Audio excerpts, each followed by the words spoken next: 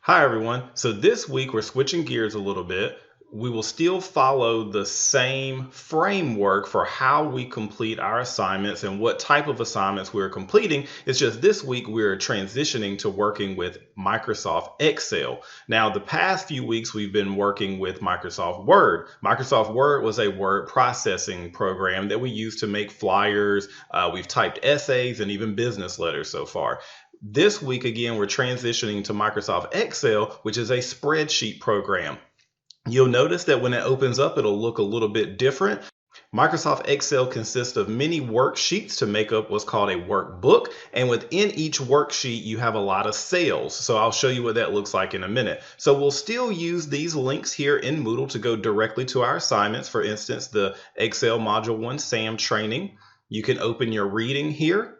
You can click on the Excel Module 1 textbook project and it will take you to your start file. And remember, you're using that reading to go through either the loose leaf book or the ebook to complete your textbook project. It will open blank. And then we've got our Excel Module 1 SAM 1 and SAM 2 projects. So you want to open up your ebook. Mine is over here to the left. You'll also want to open up your start file. Now your start file will be blank. This is what the finished product should look like. You can see that in our screenshot here. Remember, you're paging over and still working through the steps in the ebook or your loose leaf book to creating that file starting blank, and you'll do a lot of data entry. It will look nothing like this, I promise you. It will get there. You'll do a lot of data entry and then eventually doing your formulas and functions. Make sure you pay attention to those formulas and functions as the book has you use them. If you just simply type in the value here of 12,100, it's going to count it wrong. You have to use the formulas and functions in the certain cells where appropriate.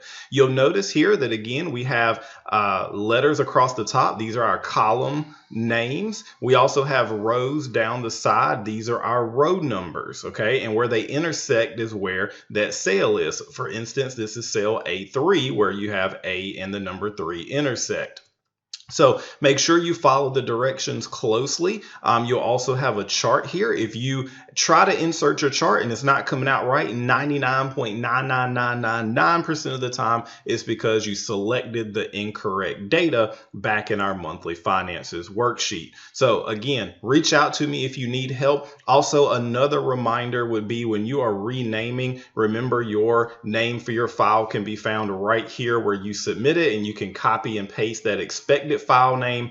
Do not include the .xlsx part though, but just stop at your name. You can copy and paste that into your file name for Excel so that it'll be ready to submit from the beginning. Okay, again, you'll start with that blank file in your textbook project.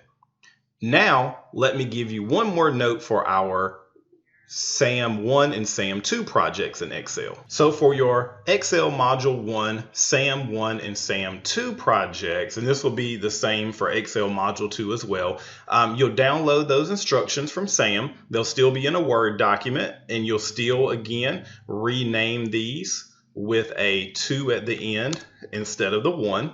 Okay, you'll still do that, but you'll notice here as this instructing you over here, it says in step 1, go to the budget summary worksheet. Now, you'll probably notice here, this is not the budget summary worksheet. Okay, that's down here. You'll notice here, this is the budget summary worksheet. You are always by default taken to a documentation page. This is new. We were not experiencing this issue in Microsoft Word. So this is a documentation page for Excel. So all of your SAM projects, you'll have to do this. So it's very important. It looks like a step that not much is going on where it says go to the budget summary worksheet, but you'll start to notice as you work with this data, it says in cell A2, add the text, right?